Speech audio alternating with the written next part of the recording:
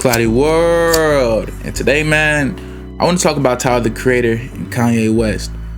Now, I was surfing online a little while ago, and I was tapped into some streamers named Blackboy Max. If y'all don't know, he's a pretty talented streamer. I've been watching him for a long time, even before he was well known in the FaZe group. And he said something very interesting about Tyler the Creator and another young artist. So if y'all don't know, Ian is another young talented artist. He is a little less melanated, but he's still a pretty talented rapper. And Blackboy Max basically said that he doesn't like Tyler as much and he'd rather listen to Ian. Now, that is your perspective, that is how you feel, whatever, but you're just objectively wrong, bro. And I think we need to really start having these conversations about some of these bubblegum rappers, fam, because I appreciate what artists like Ian and Yeet bring and what their flows are and what they can represent in the culture for, a newer style and, a newer way of growth. Just because you have a certain complexion don't mean you can't impact the rap game. Word to that man, Eminem. But the disrespect to artists who have put years into their craft, into their mastery, into their expression, just because you like the way another artist's 808 sound is mad disrespectful. And honestly, we gotta start calling it what it is. It's corny, man. Now, we're gonna talk about the story of Kanye and Tyler the Creator. Since people don't want to respect another young artist who is way past their peers, let me make them respect them, because the other artists who blitz past their peers only sees them as their competition. Tyler the Creator was also born as Tyler Gregory Okonma and was born on March 6, 1991 in Hawthorne, California. Tyler quickly fell in love with music, and at the age of 7, Tyler would take covers out of CD cases and create covers for his own imaginary albums. Tyler the Creator was already known as not just having a creative soul, but having a very interesting way of seeing creativity as a whole. Now, when high school came around, Tyler taught himself how to play piano while also working at Starbucks for over 2 years. Around this time, Tyler got his stage name from his MySpace page, where he gained a following for his creativity through drawings, photography, and production. Now, during this time, Tyler made a YouTube channel under the name Blockshead.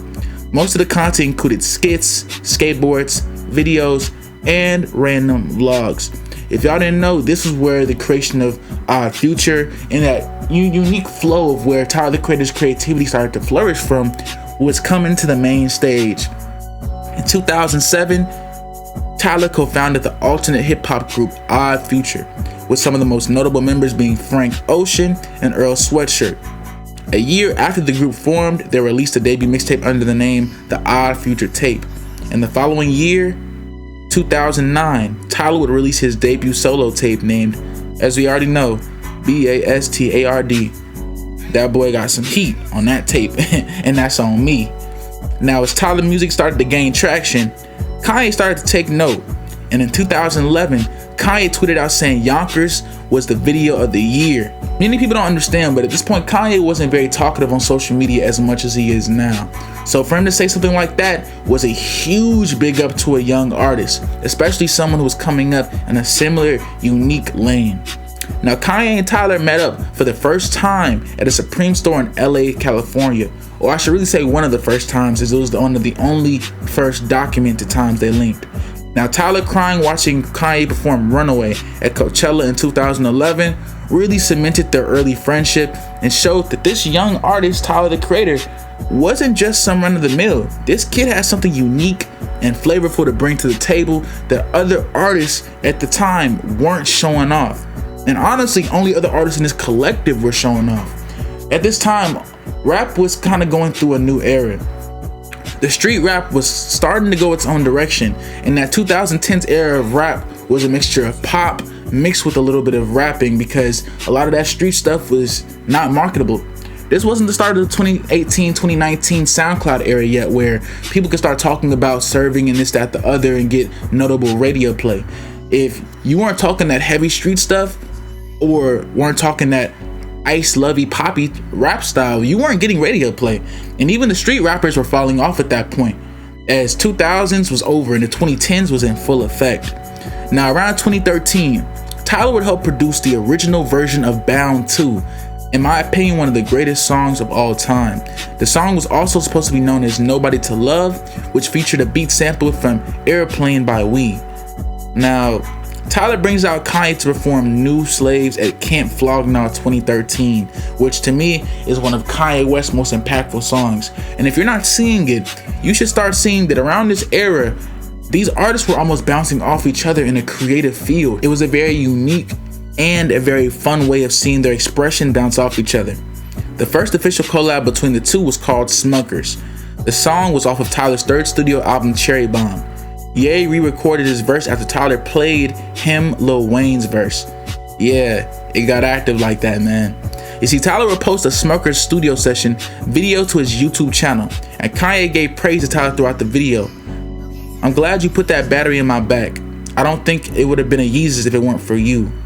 So for Kanye to say that he doesn't think one of his most impactful albums of all time would have been around if it wasn't for Tyler the Creator's new youth influence almost battling and showing a critique of a back and forth between them, that is beautiful. That is revolutionary. And I think that's something that we should think about and kind of put a little time on. Now, there's so many more videos from Kanye and Tyler the Creator foot racing in Coachella, to Tyler talking about his love for the album Ye and how violent crimes made him cry. I think that we need to really have that conversation that where will we go after the Tyler the Creators take their time? We haven't had a new artist yet that's had a certain amount of creativity and impact with their storytelling and their stages and such like that in a minute. Yes, we have the Kendricks, the J. Coles, but I'm talking an artist of a younger era that's still doing it at that type of impact. And besides Tyler the Creator, I don't know. And I feel for a lot of the younger youth because these new rappers from this era aren't worse or better. They're coming with their own unique style and their own unique expression. But because of that, they're having to basically deal with and not only fight off the big labels that are pushing their artists, but the tens of thousands of independent artists that are putting out music with quality, impact, and good messages with quality videos. This isn't an old era anymore. Like, there are artists coming out with their first song like they're studio signed. It's not the same game. Now, Tyler the Creator gave praise to Ye and Kid Cudi after their Camp Flog Gnaw performance. And I think this is one of my favorite moments from Tyler the Creator because it shows him in his genuine craft expressing himself. Now, we wouldn't hear from a Kanye and Tyler collab again until 2019 on their song Puppet off Tyler the Creator's Igor. Fast forward 2 years later, and Ye would help produce Heaven to Me off Tyler's most recent album, Call Me If You Get Lost at that time. Now, one of the most recent collaborations between the two of them was Come to Life off Donda, where Tyler has background vocals and the version below makes his vocals way more prominent. Now, overall, I think this is so important because this literally opened up into this entire new era of Chromakopia. Because to me, Chromakopia was Tyler the Creator basically taking the reins. He took the reins basically at that point. He took the reins, and I think that's why it's so important that we need to really respect and appreciate Tyler, because most artists would not be able to do that. Most artists wouldn't be able to have a leader like Kanye and be able to follow up.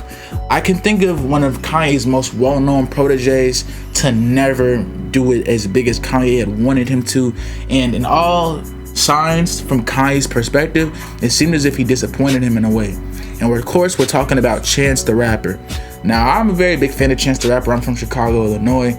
I've listened to Chance the Rapper before many of you. I'm not a meat muncher. Acid rap is cool, but there's a lot of way more deep and nuanced and unique music from Chance's catalog. I actually appreciate and value Chance's music. And even I can tell you that The Big Day was the big trash can. Now, that doesn't mean that I can't respect what Chance the Rapper has done for Chicago. That doesn't mean that I can't respect what Chance the Rapper has done as an artist and what he represents by being an artist at a certain level who kept it Christian, kept it cool, kept it clean cut. It's respect to that. But the reality is, you let Kanye down. Now, I think in contrast to that, look at this man, Tyler the Creator's mainstream new, potentially mainstream That Guy debut album, Chromakopia. Now, I think this album's gonna age very, very, very well. I think it just might be Tyler's best. I don't really like to speak on recency bias, but from top to bottom, every song strengthens the next one. And it feels like you asked, like, what's been going on? And bro actually told you everything that's been going on. Now, even when we talk about the biggest opening streams for rap albums on Spotify 2024, 364 million is for GNX. And right in second place is 340 million with Chromakopia. You can't fake these numbers. In comparison, the one only under that is Vulture's 1 with 280 million. And then after that, there's, We Don't Trust You. Like, these are all high level production albums, all high tier levels of talent and artistry. And this man, Tyler the Creator, is blowing nearly every one of them out the water. This isn't to meet munching to say that Tyler the Creator will always be better than Ian, or Ian is this or that. What I'm saying is this: compare artists in lanes you want them to be compared to.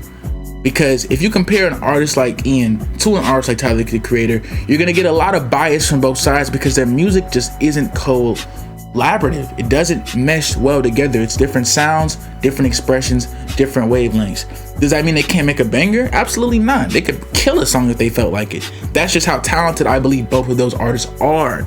But I think that when people speak on Ian, it's always to set him up with these weird fake comparisons. Compare him to Yeat, and I think he's better than Yeat. Compare him to many of these underground artists, I think he's better than majority of these underground artists. The only artists that I feel like are really in a similar lane of comparison who are younger artists, I feel like Laser Dim is doing amazing right now. I feel like Tyler's doing really good right now too. Ian's doing pretty great right now. When I look at these young artists that are doing good, Rack Baby's doing amazing. I'm a big fan of YTB Fat, even though you could say he's been around a little longer. He's still in that younger era of artists that have come up in the last few years. So there's a lot of young artists really going crazy in the game. What I don't prefer is that these are artists that don't care as much for the creative side. They're talking about the real. They're expressing their real life. They're caring about beat production. They're caring about turning up the stage. And they put different amounts of quality into areas that Tyler the Creator focuses on. And when I say that, that should be the difference right there. Stop comparing Kanye-esque artists to artists that want to be seen for their expression mostly. Not for just putting out their best artwork, but they just want their expression to be seen. They want to turn the stage up. They want to have the crowd going crazy. They want to have everyone remembering that night. Every artist should have that impact in them. But when that's other artists' main focus, maybe we should put them and compare them with artists that also have that in their main focus as well. That's all I'm saying. Cloudy World, and I don't know, man. Give me y'all honest and genuine thoughts overall about how y'all feel Tyler the Creator and Ian's sounds are, and overall just what you think Tyler the Creator and Kanye are kind of doing right now. I feel like I'm really excited to see what Tyler the Creator does next, whether it's music, a show, an impact. I'm very happy with how he does it. I'm very respectful with how he carries his music and his artistic value, and I feel like other artists sometimes just take a little bit of note from that. Cloudy World, and keep this in your mind: if y'all don't respect your artistry, no one will. Cloudy World, we gone.